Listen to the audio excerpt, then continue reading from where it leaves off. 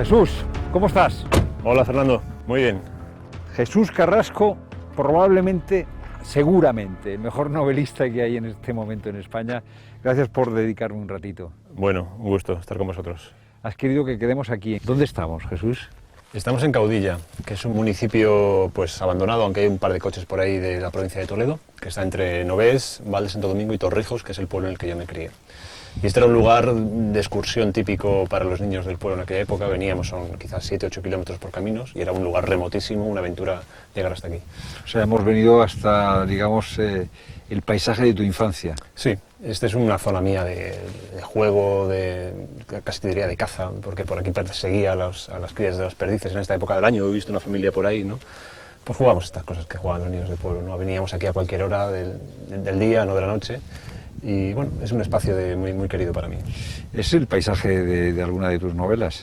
Sí, es el ¿Vamos paisaje. Un paseo sí, para verlo mejor? Es el paisaje o parte del paisaje de mi primera novela, Intemperie. Una de sus escenas principales tiene lugar aquí, cerca de este castillo, bueno, de hecho en este castillo. Y luego hay otras zonas, están ambientadas en este paraje, pero que tienen transformaciones pues, propias de la ficción, ¿no? A conveniencia de lo que quería contar en ese caso. ¿Qué tal has pasado el tiempo de pandemia, Jesús? Pues yo estoy en esa parte de la población que podríamos llamar afortunada, porque justo 3 semanas antes del confinamiento nos mudamos a una casa un pelín más grande, o bueno, algo más grande y que tiene una pequeña terraza. Entonces eso nos permitió pues, vivir un confinamiento muchísimo más relajado. Al mediodía podíamos salir, ver el cielo, y no me quiero ni imaginar cómo sería el confinamiento pues, para esas familias con 3, 4, 5 o 6 miembros en un pequeño piso que da un patio interior, en fin. Así que creo que ha sido hemos tenido suerte en ese sentido, un confinamiento afortunado. Ha sido el COVID un tiempo en el que la debilidad, el mal ha estado muy presente, una cosa que está también presente en tus novelas. Sí, el mal es algo que está presente en casi todo lo que escribo, diría yo. Es ese reverso del ser humano que a veces no se ve, que está muy trabajado en literatura, en cine, en el arte en general, y en el que yo me fijo a la hora de escribir porque me produce a veces perplejidad, a veces inquietud, otras miedo y generalmente incomprensión, ¿no? Trato de entender por qué se produce ese mal, qué lleva al ser humano a comportarse de esa forma, ¿no? Entonces, supongo que por eso escribo sobre él, o una parte de mis intereses gira en torno a esa idea, la idea del mal. Pero además del mal, en tus novelas siempre hay la relación entre dos personas. Sí. Una relación entre dos personas en las que ese mal, si no queda vencido, se hace más llevadero, se supera al menos la soledad. Siempre hay un tú en tus novelas, ¿no? Claro, ese acompañamiento quizás sea el único paliativo, la única solución, porque es evidente que con el mal no vamos a poder acabar. Diríamos que forma parte de la condición humana. La oscuridad y la luz se complementan en ese sentido. Y yo creo que el acompañamiento, la cercanía del otro es lo único que puede paliar ese mal, ¿no? El sentirse protegido, querido, tocado, acompañado, acogido. Bueno, ese es el reverso, digamos, positivo, el encuentro entre los seres humanos, y en ese sentido también mis novelas, igual que se ocupan de ese reverso oscuro, se ocupan también de esa cercanía, de ese encuentro con el otro que trata de paliar ese sufrimiento que produce el mal, ¿no? También ese encuentro con el otro se hace físico. Me he dado cuenta que hay 3 abrazos decisivos en tus 3 novelas. El contacto piel a piel. En el otro, en el tú, florece más el yo. Sin el tú, desde mi punto de vista, no hay un yo, o no hay un yo pleno. Hay una individualidad que es ficticia, nadie se comporta, es que diría que ningún ser vivo se comporta íntegramente o de una forma plena en solitario. Todos necesitamos de lo que nos rodea, de los que nos rodean. Entonces una forma para mí fundamental de construir el yo es el tú, es lo que te rodea, y ahí está la piel de la que hablabas, ¿no? En ese encuentro, en ese abrazo, yo trato de simbolizar esa cercanía, ese arropamiento del otro. La piel no deja de ser nuestro órgano de conexión con el exterior físico, con el mundo natural que nos rodea, pero también con los otros. En ese acogimiento que el abrazo presupone, pues están incluidos los mejores valores, los mejores atributos de lo humano. La protección, la atención al otro, el cuidado, la apertura también al otro, el acogimiento. bueno, para mí lo mejor de la condición humana se puede resumir en un abrazo. También es cierto que es un gesto difícilmente falsificable. Anda. Así como podemos mentir digamos, con la palabra y hacer, digamos, o colar un mensaje que no tiene por qué ser cierto. Yo creo que el abrazo siempre es sincero. No sé si siempre es sincero, pero cuando no es sincero se nota, yo creo. O al contrario, un abrazo fundente, ¿no?, como se dice en mi última novela, es difícilmente escamoteable, se siente, hay una comunicación que yo creo que solo la piel prodiga, no produce. Entonces es difícilmente eso falsificable. Yo creo que cuando el abrazo es sincero y transmite lo que verdaderamente somos, es reparador, es consolador, es, como digo, lo mejor que puede hacer el ser humano por otro ser humano, acogerle, ¿no? Estoy recordando el abrazo de esta sanitaria de la Cruz Roja, este migrante en la frontera sur de España, ¿no? En Ceuta. En Ceuta, ese gesto. Bueno, se me pone la piel de gallina solo de verlo, ¿no? Yo no estaba allí, pero puedo entender el desconsuelo. Tú estabas, sí, efectivamente. Puedo entender el desconsuelo y también puedo entender el alivio y el consuelo que produce para la persona sufriente ese abrazo. De un desconocido, en este caso, un desconocido, ¿no? Hay aquí una iglesia, ahí hay un castillo. Cuéntanos, que es un momento fundamental en tu primera novela, Intemperie, que sucede en una ruina. Sí. Bueno, está inspirado, de hecho, en esta ruina, en este castillo abandonado desde tiempos inmemoriales, un castillo del siglo XV. Los personajes de la novela huyen de un ser que representa este mal, hay una persecución muy dura por este llano tan inclemente, y encuentran como único abrigo este muro derruido. Tras él se protegen del sol y digamos, a su sombra también se produce el encuentro fundamental entre estos dos personajes, ¿no? El personaje que necesita la ayuda y el que luego se sabe también necesita proporcionar esa ayuda, ¿no? Es el maestro, es el padre, en este caso el cabrero, el que acoge a ese niño al que tampoco conoce, pero cuyo sufrimiento entiende y con cuyo sufrimiento, digamos, su piedad o su compasión brotan, ¿no? Así que ahí se encuentran en este castillo. Podemos dar un paseo, además ambientado en un momento parecido al de Intemperie, sí, con el sol cayendo a pico, sí, y todo el campo yermo. Podemos ir para allá, ¿no? Por supuesto, venga, vamos. Vamos, sí. En marcha.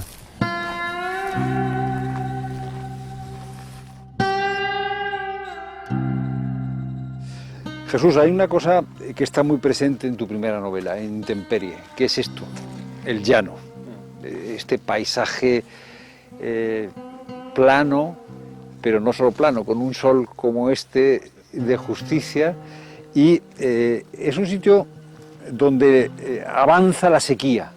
La falta de agua está obsesivamente presente en la novela. Es como si el desierto avanzase. A mí me ha dado la sensación de que no era solo, digamos, contar el cambio climático, siempre importante, sino que era, no sé, el avance del desierto de lo humano. Yo creo que el desierto humano siempre ha estado ahí. No creo que esta época sea peor que otras épocas. La barbarie humana se ha manifestado a lo largo de la historia siempre, con diferentes caras. Ahora es una barbarie que tiene una cara deshumanizada, podríamos decir, muy evanescente, muy, no sé si la palabra es digital, algo que no podemos tocar, que no sabemos bien dónde está. Las guerras tampoco sabemos cuáles son sus contendientes, quiénes están. Todo parece tener una entidad algo virtual. Quizás esa sea la cara de la barbarie actual, ¿no? Esa frialdad que no tiene un trasfondo humano, que no tiene a nadie detrás, no tiene un cuerpo detrás, unos cuerpos detrás. En el caso de la novela, esta condición climática no tiene tanto que ver con el cambio climático, valga la redundancia, sino con un recuerdo mío de la infancia, ese de la sequía de esta tierra. Más bien con un momento de la historia de España, en el que todavía no había infraestructuras para llevar el agua adecuadamente a los pueblos. Entonces, hasta que se construyó el depósito del agua en el pueblo, pues yo recuerdo los veranos de mi infancia con cortes de agua siempre. A las 10 de la mañana desaparecía el agua de los grifos y regresaba pues a las 8 o las 9 de la tarde. Entonces es algo que a mí me ha marcado profundamente, porque el agua es esencialmente la vida. Entonces cuando te falta el agua, todo gira en torno a la falta de agua. Necesidad de vida. Claro, todo gira en torno, todo se paraliza, todo es como el que tiene hambre, o esa necesidad tan básica. Su única obsesión o pensamiento a lo largo del día es procurarse comida. A mí lo que me parece es que esa falta de agua hace muy presente en tu relato la necesidad, o sea, la condición precaria del hombre, su necesidad, y la sed es una forma de necesidad muy concreta y muy explícita, pero quizá estemos siempre necesitados de más vida, probablemente, ¿no? Claro, yo creo que uno de los atributos del humano es la sed perpetua, ¿no? La necesidad de saber, la necesidad de conocer, la necesidad de comprender lo que le rodea, de encontrar el aliento de los otros, la protección, el cariño, el amor, la sabiduría. Siempre hay sed. Y yo creo que ese es probablemente el motor fundamental de lo humano, ¿no? Esa curiosidad, esa necesidad de seguir avanzando en busca de, en fin, de saciar esa sed, que quizás no tenga forma de ser saciada, no lo sé. Bueno, pues ya estamos delante del castillo. Jesús, es una de las escenas, digamos, más dramáticas, que el cabrero trae al niño a esa ruina sabiendo que los que le persiguen, bueno, están muy cerca y que se está jugando la vida. A mí hay una cosa que realmente me llama la atención de la novela, que es el encuentro entre los dos. Antes hablábamos de la relación entre un tú y un yo. El niño está escapando de una violencia tremenda, esa violencia que tanto conocemos ahora, y encuentra en el cabrero, me da la sensación, el padre que no ha tenido, el padre que le protege, el padre que le enseña. Es el tema del padre. Quizás estamos muy necesitados de padre, ¿no? La figura del padre es una buena metáfora. Yo creo que también estamos, y también serviría para explicarlo, estamos sedientos de lo permanente, ¿no? De lo que va contra, o de lo que compensa esta cosa evanescente, ¿no? Esta cosa líquida, ¿no? Donde parece que no hay asideros ni siquiera éticos, donde todo es mudable, ¿no? Entonces yo creo que estamos necesitados de una guía que simboliza muy bien la figura del padre, ¿no? En el caso de la novela, ese padre se comporta como el padre verdadero, como un buen padre, es decir, como alguien que te protege, pero que también te proporciona las herramientas para que logres una vida autónoma y digna. En su caso, este hecho está simbolizado por la enseñanza en el ordeño. Él le da un oficio con una imposición de manos, le enseña a ordeñar humildemente a unas cabras, y eso ya es suficiente para que el niño, o para que podamos presuponer en el niño una vida futura digna, autónoma, independiente, en la que no tenga que, bueno, en la que pueda valerse por sí mismo, ¿no? Entonces él, como figura, desde luego se comporta como un padre. Diría yo que la novela incluso es, lo hablamos al principio también, la historia de un renacimiento. Comienza con el niño metido en un agujero de la tierra, podría ser una especie de feto, alguien me lo dijo en algún momento, ¿no? Protegido por el calor húmedo de la tierra como en un feto, y en un momento sale, al principio de la novela, a un mundo nuevo que es agreste, que es despiadado, que es duro, y sobre el cual tiene que aprender a transitar.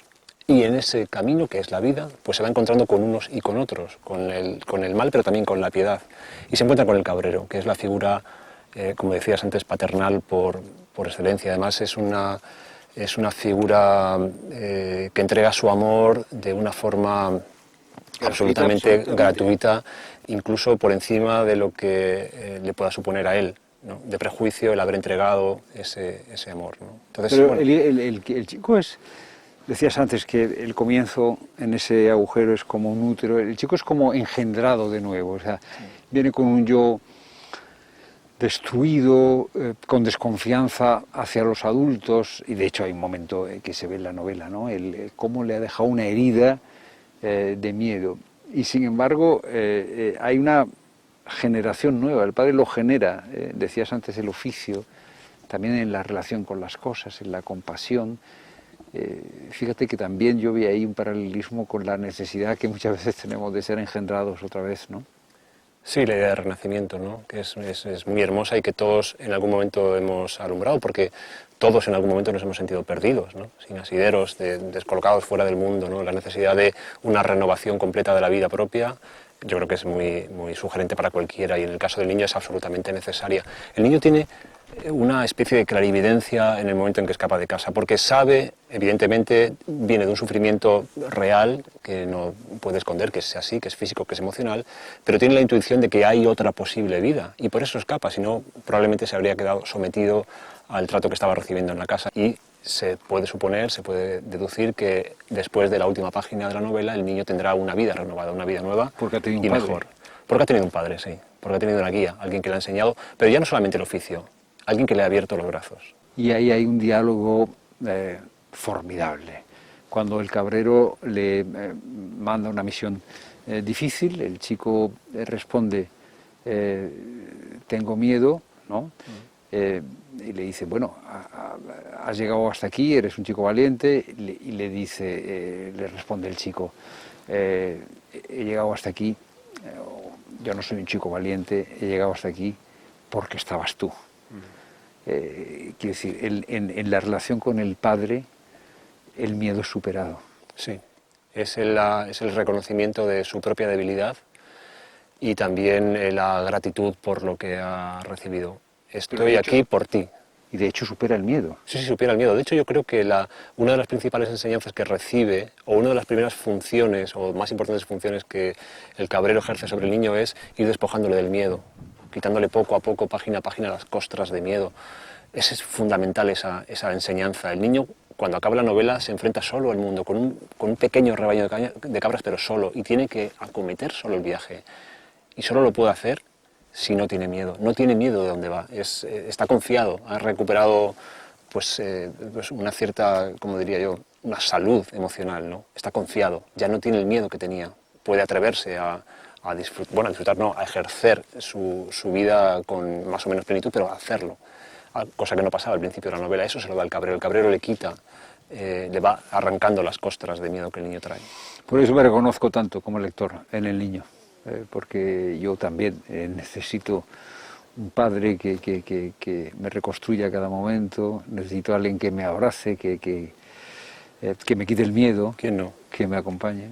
¿Quién no? ¿Quién no está necesitado de eso? No somos lo que somos la materia que somos. Y estamos sometidos a una vida que es compleja y a un mundo que a veces es inclemente y que nos ataca y que es violento. ¿Quién no necesita a alguien que le consuele, que le abrace, que le ponga una mano en el hombro, que le diga en un momento dado, este es el camino, confía en mí, deja que yo te lleve? ¿Quién no quiere eso?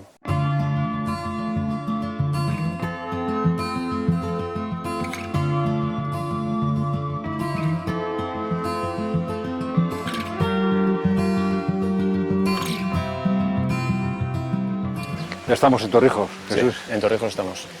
Bueno, un pueblo con cierta importancia en la historia de España, ¿no? Sí, es un pueblo que tiene mucha relación con la corte de los Reyes Católicos, a través de Gutiérrez de Cárdenas, que es una figura importantísima en la historia de Torrijos y también en ese reinado muy próximo a la pareja real.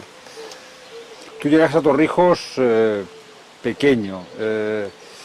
¿Te has sentido de este pueblo o te has sentido desarraigado? ¿Es un sentimiento el de desarraigo que tienes a menudo? Sí, yo vivo ya con un desarraigo constante. Es una mochila que tengo. Yo me fui, mi familia emigró de Badajoz, de donde todos somos originarios, cuando yo tenía 4 años y llegamos aquí a Torrijos, siguiendo a mi padre, que era maestro de escuela, y me crié aquí desde los 4 hasta que me fui a la universidad, a los 19, 20 años. Yo lo vivo como un hombre del siglo XX. Mi desarraigo tiene que ver o está netamente ligado a la tierra, al territorio. No sé si el desarraigo contemporáneo tiene ese anclaje en el territorio. En mi caso sí. Cuando visito cierto paisaje siento algo. Me siento en mi lugar, en un lugar que me es propio en el mundo, ¿no? Estamos delante del ayuntamiento, que era un palacio antes. ¿Qué palacio era? El Palacio de Pedro I.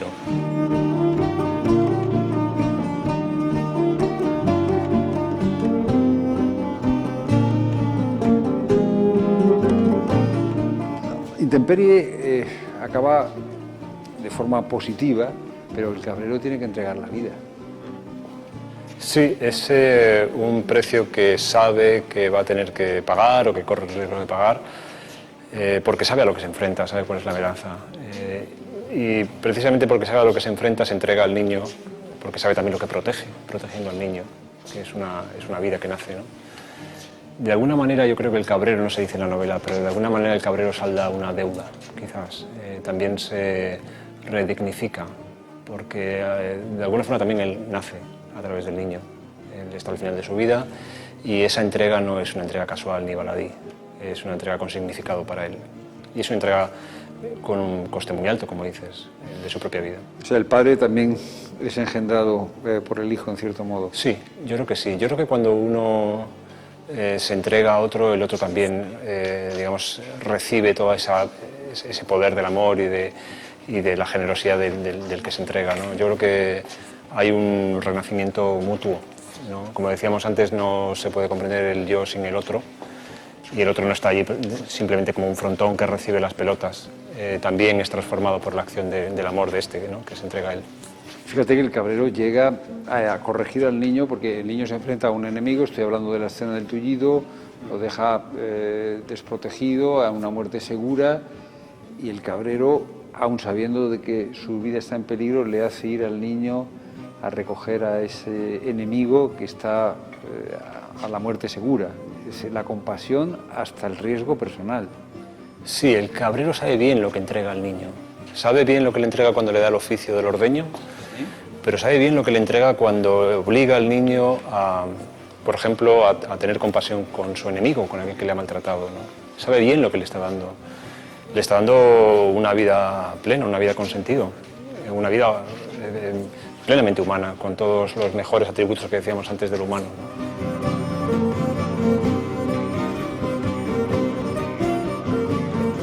Aquí están algunos de los libros de tu infancia. Sí, aquí están algunos de los libros que forman parte de la primera biblioteca municipal de Torrijos, cuando yo era niño.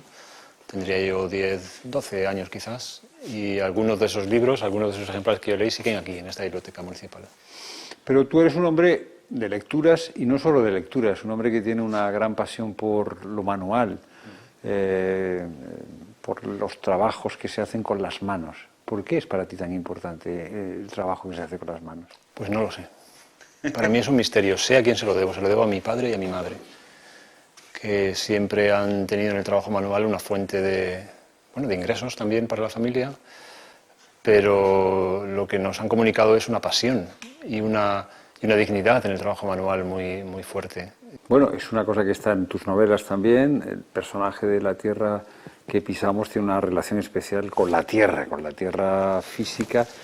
En esa novela hay algo que muestra, digamos, el mecanismo que vence la ideología. La novela transcurre en un entorno en el que ha triunfado una ideología que además tiene una alianza entre Iglesia y Estado, que eso siempre es nefasto. Y el personaje femenino, en la relación con otro personaje, ve cómo su ideología termina de caer y se le ensancha la mirada. Es como si la relación con el otro, volvemos a la relación con el otro, ampliase la mirada. ¿Es también el otro el que nos amplía las miradas? Sí, en el caso, absolutamente, lo decíamos antes. En el caso de esa novela, digamos, esa otra mirada combate lo peor de la ideología, ¿no? Esta mujer, el personaje de Eva, está convencida de pertenecer a la raza triunfante y a la única razón posible y a la única ideología posible. Y es el encuentro con un hombre sencillo que le habla de cosas muy sencillas el que transforma su mirada y el que hace decaer o caer, digamos, lo que ella había construido a base de, y su sociedad había construido a base de ideología, se había vertebrado en torno a esa idea, esa ideología, a una patria, y es simplemente el encuentro con alguien que tiene una experiencia muy sencilla de la vida, pero muy profunda de la vida, el que hace cambiar sus esquemas vitales. ¿Qué tiene un encuentro que puede ampliar la mirada y derribar la ideología, el prejuicio? Yo creo que es el reconocimiento del humano en el otro, ¿no? Cuando dos seres humanos se encuentran de centro a centro, de espíritu a espíritu, de alma a alma, cada uno como quiera interpretarlo, como haya podido vivirlo, cuando esa conexión se produce entre dos seres humanos, no hay nada más que dos seres humanos que se reconocen, un espejo. En el otro me veo a mí y el otro se ve también en mí. Entonces yo creo que ese encuentro es tan cristalino, tan elocuente y tan poderoso como el encuentro que uno pueda tener ante un espejo, ¿no? Que devuelve la imagen de uno mismo, algo casi mágico, ¿no? Ese otro que eres tú. Entonces cuando esa conexión se produce, todo lo demás yo creo que deja de tener sentido. Yo creo que ese es en realidad lo más esencial del amor, ¿no? Cuando el amor se estiliza y se hace tan puro, tan poderoso, en realidad estamos teniendo esta conexión en la que nada más es necesario, en la que solamente importa ese vínculo, ¿no? Cada vez tenemos más problemas para este tipo de encuentros, cada vez tenemos más dificultad, cada vez estamos más metidos en nuestra forma de mirar, en nuestros esquemas ideológicos, Jesús. Sí, asistimos en los últimos tiempos a digamos, un aislamiento mayor, ya no solamente producido por los efectos de la tecnología o los peores efectos de la tecnología, sino también por esta polarización que parece que recorre el mundo, ¿no? Y que nos va separando y separando y separando. Pero yo no soy pesimista en ese sentido. Yo creo que el ser humano ha ido generando, ha ido cociendo, fraguando ese tipo de relaciones durante milenios y no se destruyen tan fácilmente. La necesidad del otro siempre está ahí. En Torrijos dan café en algún sitio, ¿no? Sí, dan café en bastantes sitios. Pues vamos a buscar uno. Venga, vale, perfecto.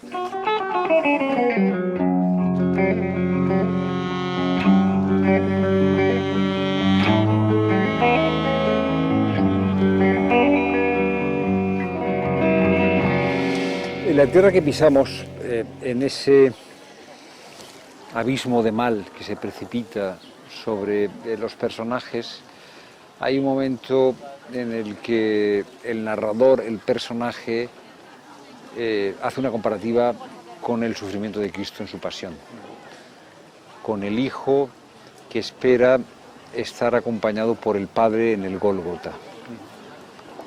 Todos queremos estar acompañados por el Padre cuando el sufrimiento, cuando la prueba nos sacude, ¿no? Y el narrador o el personaje dice, pero el Padre no estaba allí. ¿No hay una posibilidad de que esté el Padre? Sí, por supuesto que sí. Lo que pasa es que la opción de la novela va por esa vía, pero por supuesto que hay una opción de que el Padre esté.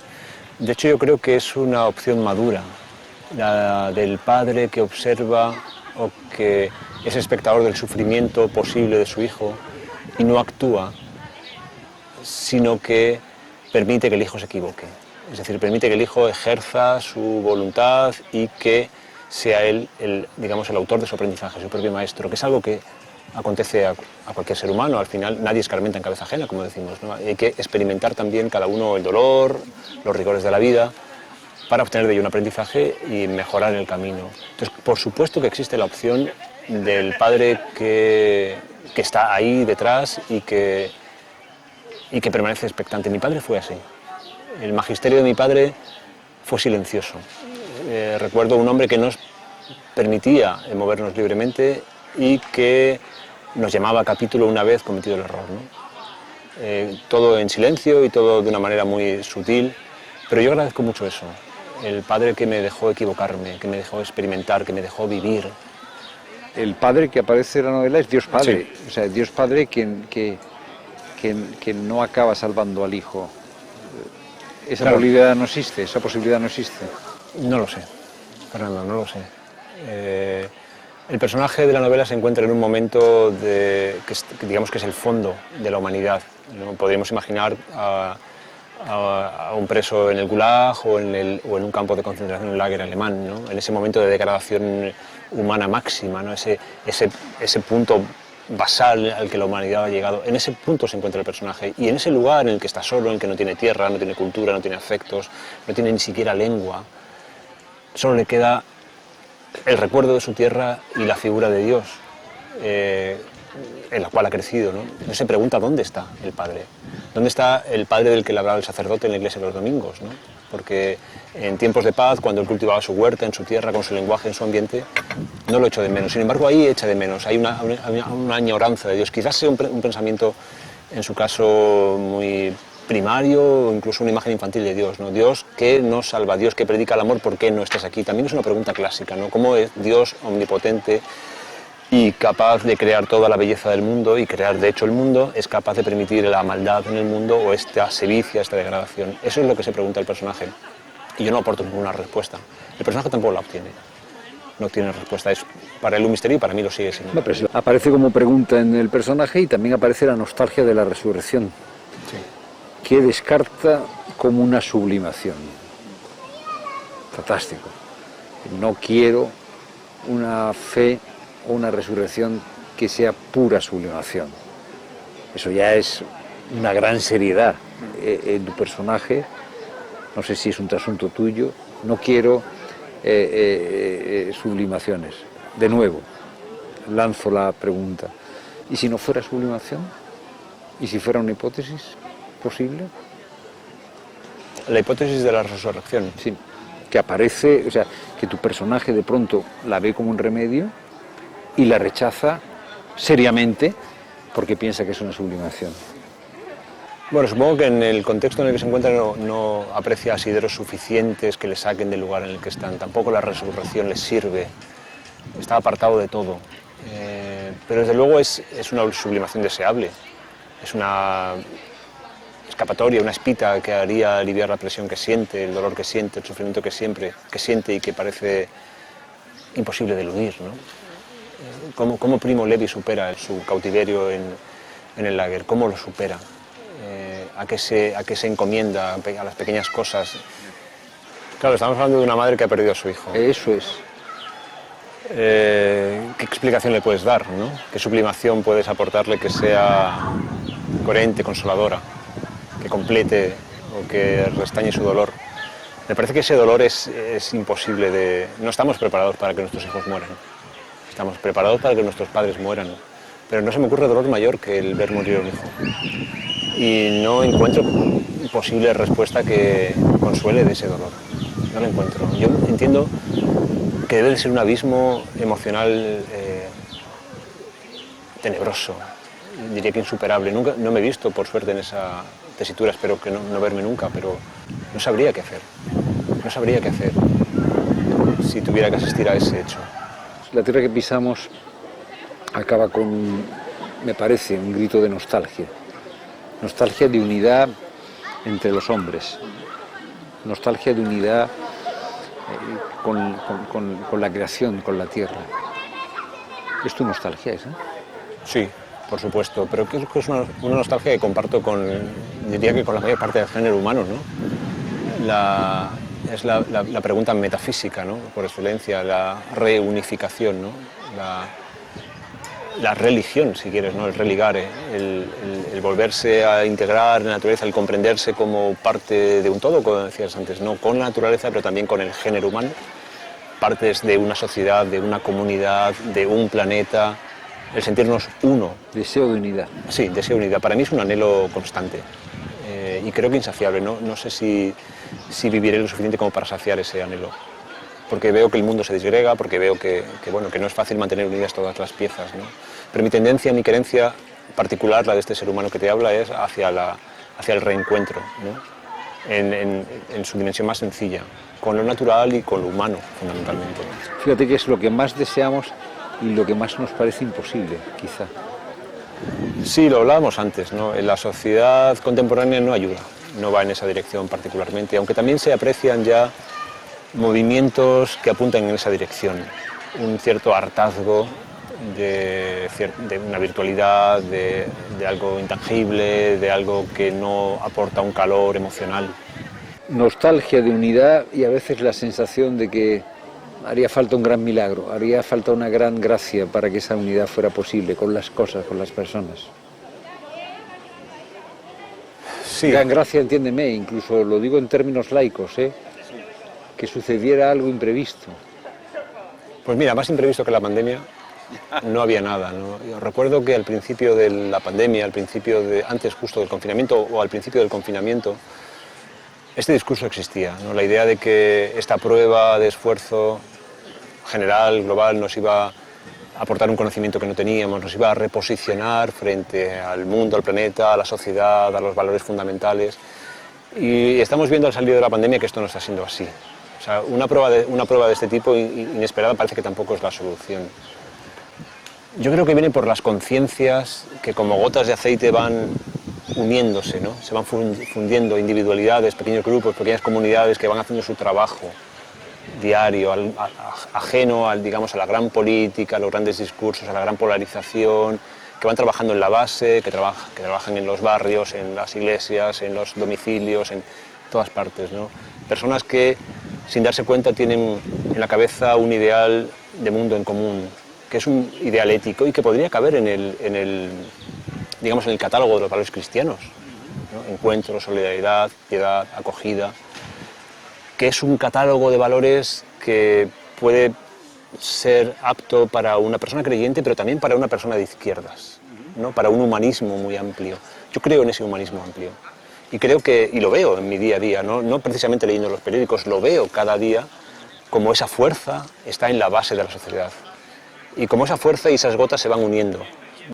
Bueno, somos muchos los que al leer tus novelas nos hemos descubierto más. O sea, yo tengo que agradecerte no solo este rato que nos hayas recibido en Torrijos, sino lo que para mí han supuesto tus novelas, porque yo me he descubierto más, o sea, me he descubierto más el misterio humano que hay en mí, la necesidad de una paternidad, la necesidad de ser generado, el desafío que supone el mal, la necesidad de compañía en el mal,